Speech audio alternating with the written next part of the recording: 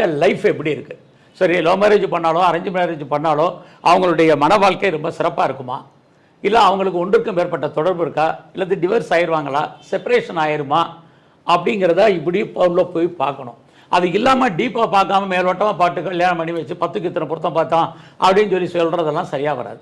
இப்படி தான் ஒரு ஆண் ஜாத்தையும் பெண் ஜாத்தையும் பார்த்து இணைச்சி இப்போ உதாரணத்துக்கு ஒரு ஆண் ஜாதத்தில் கல்யாணம் பண்ணால் மனைவியை விட்டு பிரிஞ்சிருக்கணும், அவனுக்கு ஒன்றுக்கு மேற்பட்ட திருமணம் இருக்குது அப்படின்னு அவன் ஜாதத்தில் இருந்தால் அவனுக்கு இணைக்கக்கூடிய ஒரு பெண் ஜாதகம் எப்படிப்பட்டதாக இருக்கணும்னா அவளுடைய லைஃப்பில் கல்யாணம் ஆனாலும் கணவனை விட்டு பிரியாத ஜாதமாக அவள் ஜாதகம் இருக்கணும்.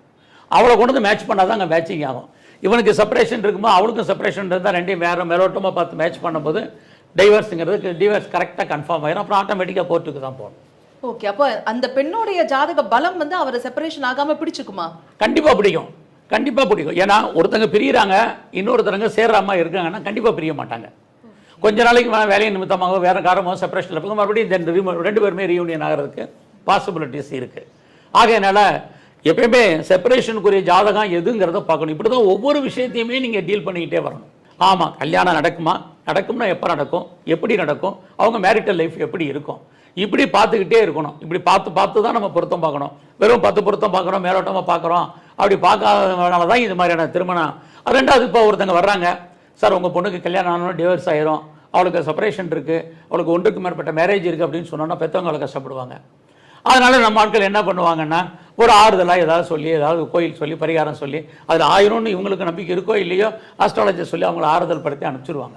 ஒரு சில பேர் தான் நம்மளை மாதிரி நான்லாம் வந்து ஓப்பனாகவே சொல்லக்கூடிய அர்த்தம், எல்லா விஷயத்தையும் ஓப்பனாக பேசுவேன். எதுவுமே நம்மகிட்ட டேரெக்டாக மறைக்கிறதெல்லாம் கிடையாது. ஏன்னா நீங்கள் இன்ட்ரோடக்ஷனில் சொன்னால் பெரிய குருநாதத்தை படித்ததுனால எதுவுமே இப்படி இருக்குது, இப்படி இருக்குது, நீங்கள் கரெக்டாக இருங்க அப்படின்னு நம்ம சொல்லுவோம். சொல்லும்போது அவங்களுக்கு வருத்தம் இருக்க தான் செய்யும்.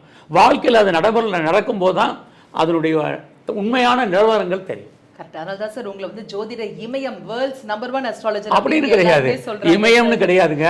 ஜோடத்தில் யாருமே இமயம் கிடையாது. ஐயாமியா ஸ்டூடெண்ட், நான் இன்னுமே மாணவர்கள் தான், நான் இன்னும் மாணவனாக தான் இருக்கேன். டே டு டே படிக்கிறேன். ஒவ்வொரு ஜாதகமும் எனக்கு ஒவ்வொரு விஷயத்தை சொல்லிகிட்டு இருக்கு, ஒவ்வொரு ஜாதகமும் எனக்கு ஒரு படிப்பினையை சொல்லிகிட்டு இருக்கு. இன்றைக்கி வரைக்கும் நான் படிச்சுக்கிட்டு தான் இருக்கேன். நான் அதனால் வந்து இமயம்னு எனக்கு டைட்டில் கொடுத்தாங்க, பட்டம் கொடுத்தா அதெல்லாம் போட்டிருக்கோமே ஒழிய யாருமே ஜோதிடத்தில் இமயமாக முடியாது. ஏன்னா என்னை காட்டிலும் பெரிய பெரிய அறிவாளிகள்லாம் இருக்கலாம், இன்னும் அதுக்கு அடுத்து வரலாம். எனக்கு கற்றுக் கொடுத்த குருநாதரெல்லாம் பெரிய பெரிய ஆட்கள்லாம் இருக்கிறாங்க. அதனால் இந்த இமயங்கிறது ஒரு பட்டம் தானே ஒழிய என்னென்னா இந்த மாதிரி இப்போ நீங்கள் கேட்குறீங்களா, ஏன்னா நான் காலேஜ் படிக்கிற காலத்தில் நான் ஜோசியராக வருவேன்னு யாருமே சொல்லலை. அதனால தான் இந்த தப்பை நம்மள்கிட்ட வர்றவங்கள்ட்ட நம்ம கரெக்டாக பண்ணணும். ஃபஸ்ட்டு எஜுகேஷன், அப்புறம் ப்ரொஃபஷன், அப்புறம் மேரேஜ், இதில் நம்ம கிளியர் கட்டான பிக்சரை கொடுக்கணுங்கிறதுக்காக தான் நம்ம பண்ணும்போது ரிசர்ச் ஓரியன்டாக தான் ஒவ்வொரு ஜாதகத்தையுமே நம்ம பார்க்குறோம்.